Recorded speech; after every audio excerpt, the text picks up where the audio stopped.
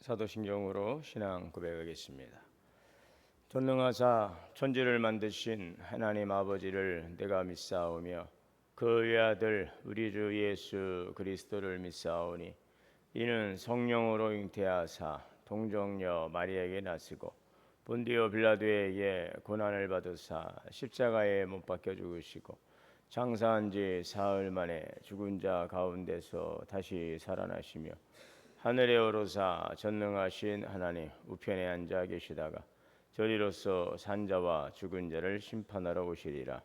성령을 믿사오며 거룩한 공예와 성도가 서로 교통하는 것과 죄를 사하여 주시는 것과 몸이 다시 사는 것과 영원히 사는 것을 믿사옵나이다. 아멘. 찬송 70장 찬송하시겠습니다.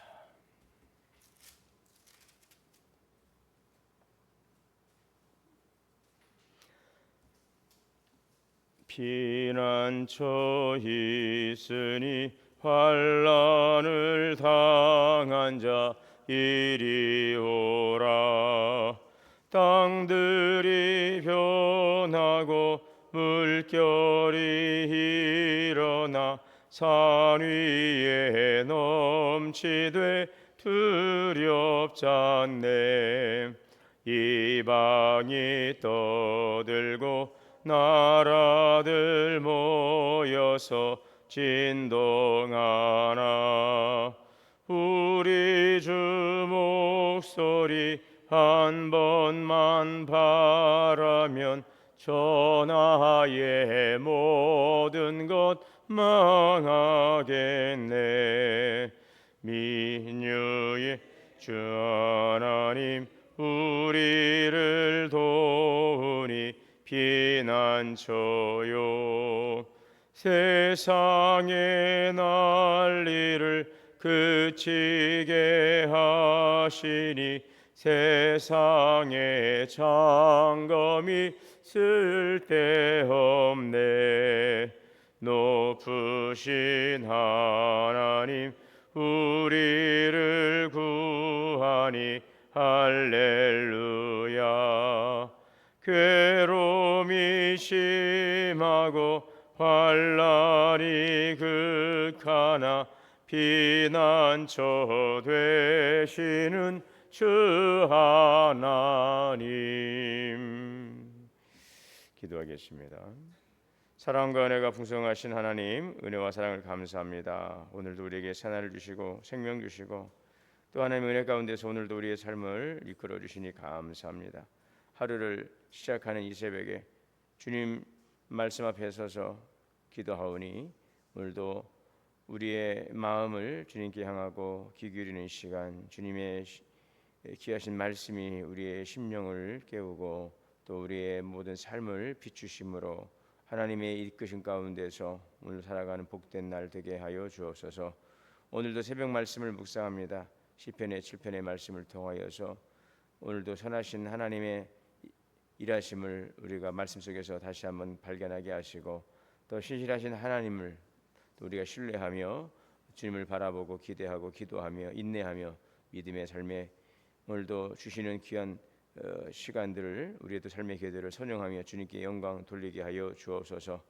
주님의 말씀을 우리의 삶 가운데 비춤을 통하여 우리 안에 회개할 부분이 있는지 겸손히 우리 자신을 돌아보게 하시고 또 우리의 말씀 앞에서 우리의 생각과 말과 행동을 또 거룩하게 지켜갈 수 있도록 주님께서 내주하신 성령께서 이끌어 주시기를 원합니다.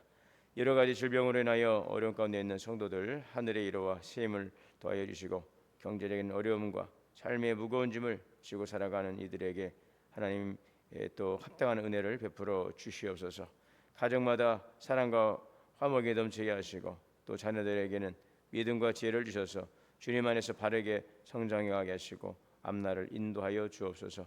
우리 교회가 사랑으로 섬기는 교회, 영적인, 내적인, 외적인 풍을 이뤄가는 주님의 거룩한 교회가 되게 하시고 날마다 변화와 성장과 성숙을 이뤄가게 하여 주옵소서. 올 한 해 동안도 성령 안에서 기도하며 땅끝까지 복음 전하자는 피어를 가지고 나갈 때 단지 구호로 외치고 끝나는 것이 아니라 정말 성령의 충만함을 받아서 땅끝까지 복음의 증인되는 증인의 삶으로 때를 얻든지 못 얻든지 말씀을 전파하며 오늘 그리스도의 향기를 증거하며 생명구원을 이뤄갈 수 있는 복된 믿음의 삶이 되게 하여 주시옵소서. 오늘 하루도 우리의 발걸음 인도하여 주시고 어떠한 형편 어느 곳에서 무엇을 하든지 늘 하나님을 늘 우리가 의식하고 또 하나님 앞에서 믿음의 삶을 살아갈 때에 주님께 영광 돌리는 복된 한날의 삶이 되게 하여 주옵소서. 우리 주 예수님의 이름으로 기도하옵나이다. 오늘 말씀은 시편 7편입니다. 1절에서 17절까지 말씀 봉독하겠습니다. 여호와 내 하나님이여, 내가 주께 피하오니 나를 쫓아오는 모든 자들에게서 나를 구원하여 내소서.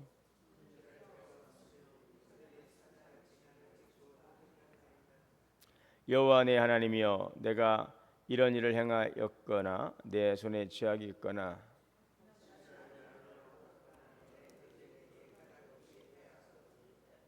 원수가 나의 영혼을 쫓아잡아 내 생명을 짓밟게 하고 내 영광을 먼지 속에 살게 하소서.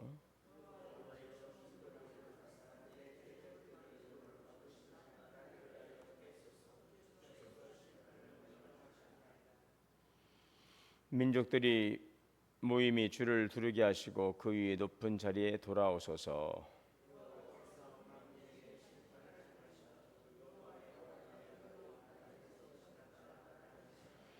악인의 악을 끊고 의인을 세우소서. 의로우신 하나님이 사람의 마음과 양심을 감찰하시나이다.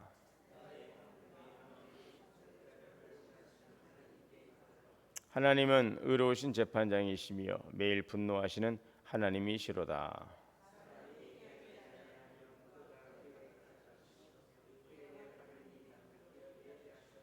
죽일 도구를 또한 예비하시며 그가 많은 화살은 불화살들이로다. 그가 엉덩이를 파 만들며 제가 만든 함정에 빠졌도다.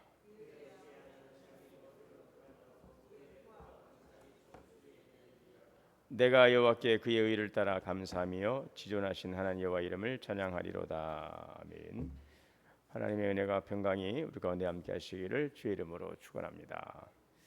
우리가 살다 보면 여러 가지 또 어려운 일을 당할 때가 있습니다. 하지도 않은 일을 했다라는 그런 오해를 받기도 하고 또 선한 의도로 행한 일이 악하게 또 왜곡되기도 합니다.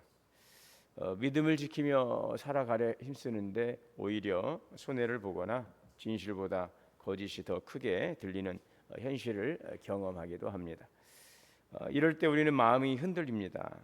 그래서 그것을 우리 마음에 어떤 화가 일고 또 그것을 직접 또 그것을 해결하려고 좀 섣부르게 움직이거나 이제 때로는 이제 낙심하여 하나님께 또 왜 침묵하는지 이렇게 또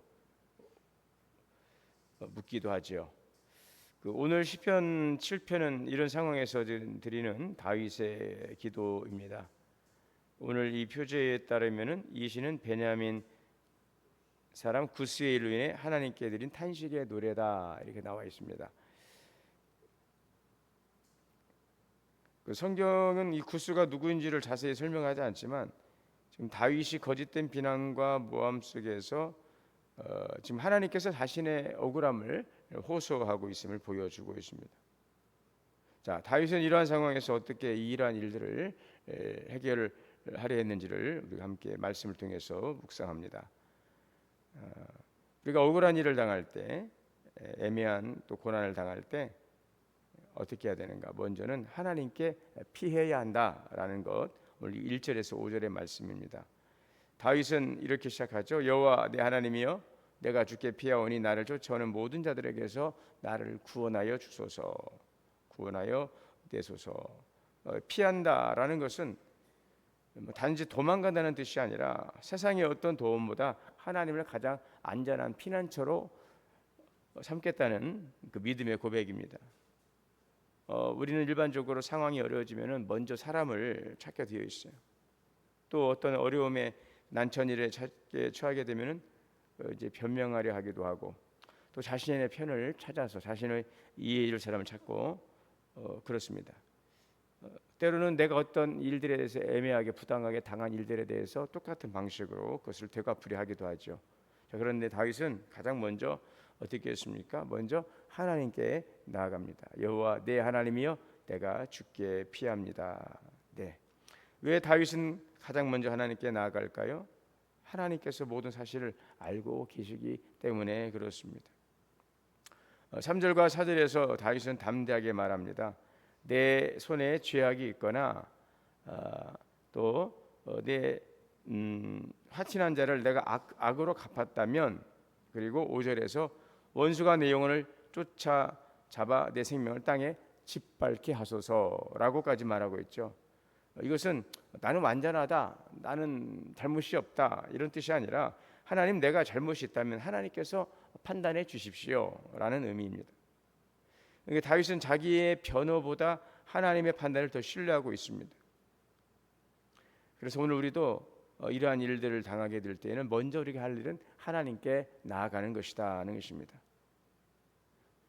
자신의 결벽을 증명하려 하고 때로 원망하고 인정받으려 하려 하지 말고 먼저 하나님 앞에서 자신을 살피라는 말씀이죠.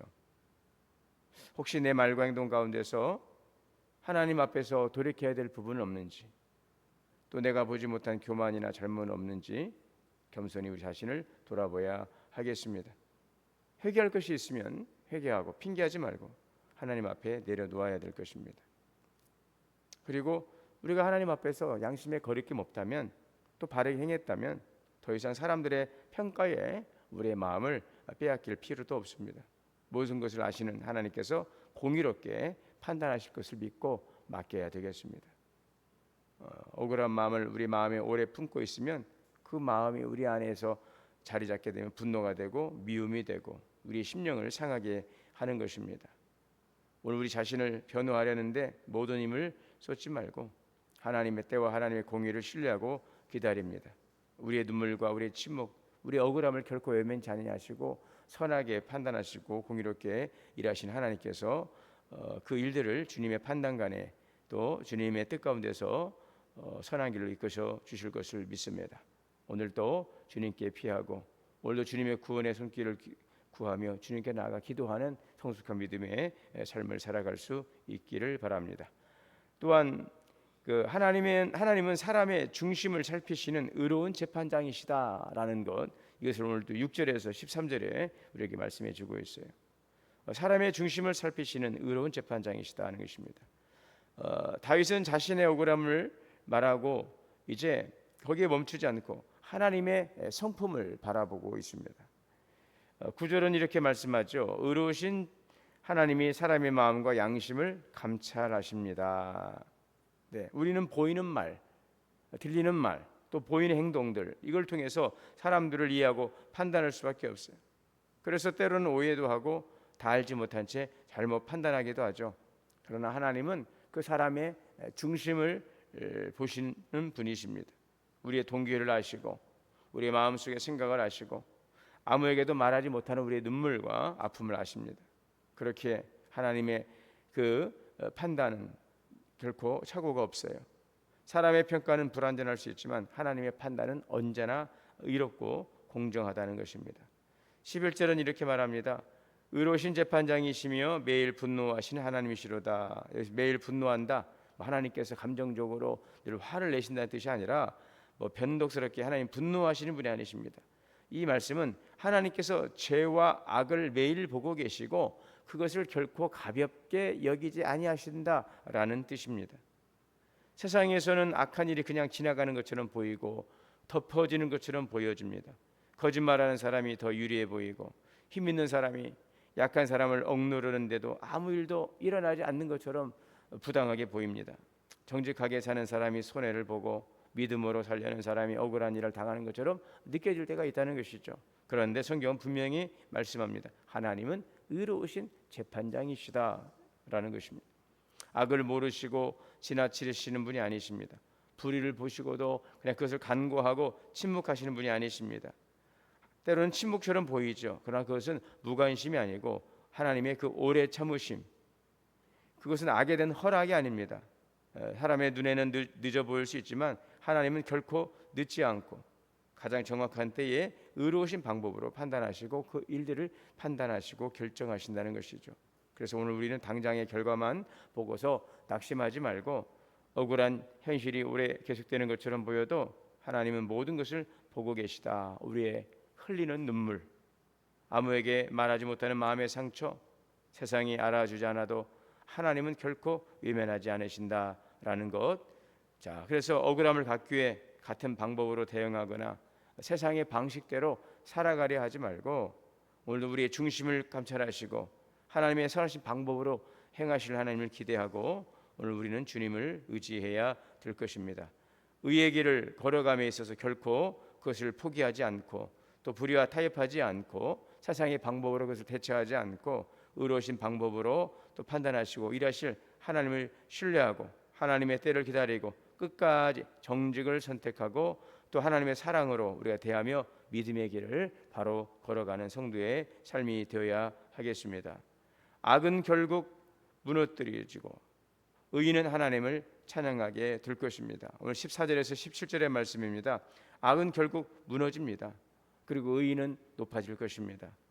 악인의 마지막을 이렇게 묘사하고 있습니다. 14절에 악인이 죄악을 낳으며 재앙을 베어 거짓을 낳았도다. 죄는 한 번으로 끝나지 않습니다. 그 죄는 또 다른 죄를 낳습니다. 거짓은 또 다른 거짓을 만들고 미움은 또 다른 미움을 낳고 욕심은 더 큰 욕심으로 이어집니다. 그래서 죄는 결국 사람을 점점 깊은 곳으로 끌고 가죠. 자, 그런데 이렇게 말합니다. 그가 웅덩이를 파 만들며 재가 맞는 함정에 빠졌도다. 사냥꾼이 짐승을 잡기 위해서 깊은 웅덩이를 파고 그 위를 나뭇가지와 흙으로 덮어놓듯이 악인은 다른 사람들을 넘어뜨리기 위해서 계략을 꾸미고 함정을 팝니다. 다른 사람을 해치려 하고 거짓을 하고 모함하고 속이고 자신의 이익을 위해 악한 계획을 세웁니다. 그러나 하나님께서는 공의로우심으로 세상을 다스리시는 분이시죠. 결국 다른 사람이 아니라 그 악인이 바로 그 결과를 갖게 되는 것이죠. 그 함정은 결국 다른 사람이 아니라 자신을 향하게 되어 있다는 것이죠. 남을 속이려 했던 거짓이 자신을 무너뜨리고 다른 사람을 헤아려 했던 그 계획이 자신의 삶을 파괴하고 남을 넘어뜨리려던 그 욕심이 결국 자신을 넘어뜨리게 된다는 것이죠. 이것이 바로 하나님의 공의입니다. 그래서 오늘 우리는 17절의 말씀의 결론으로 삼겠습니다. 내가 여호와께 그의 의를 따라 감사하며 지존하신 여호와 이름을 찬양하리로다. 자, 참 놀라운 것은 다윗이 아직 모든 문제가 해결된 뒤에 이 찬양을 드리는 것이 아니라 원수들이 사라진 것이 아니라 억울한 상황이 당장 끝나지 않았습니다. 그럼에도 다윗은 감사하고 찬양합니다. 그 시선이 문제에서 하나님에게로 옮겨졌기 때문에 처음에는 억울한 현실을 바라보고 하나님께 부르짖었지만 기도하는 가운데 하나님께서 어떤 분이신지를 다시 붙들게 된 것입니다. 의로우신 재판장이신 하나님, 사람의 마음을 감찰하시고 악을 결코 묵인하지 아니하시고 당신의 백성을 끝까지 지키시는 하나님이시라는 사실, 이것은 이제 다윗은 그런 하나님을 향하여 찬양합니다. 그래서 그 마음에 평안이 찾아옵니다. 오늘 우리도 믿음은 모든 문제가 해결된 뒤에 생기는 것이 아니라 하나님이 어떤 분이신지를 다시 바라볼 때 새로워질 것입니다. 하나님을 신실하심을 기억하고 바라볼 때 우리의 두려움이 소망으로 바뀌고 하나님의 공의를 신뢰함으로 억울함이 평안으로 또 하나님을 사랑함으로 우리의 낙심은 감사로 바뀌게 될 것입니다.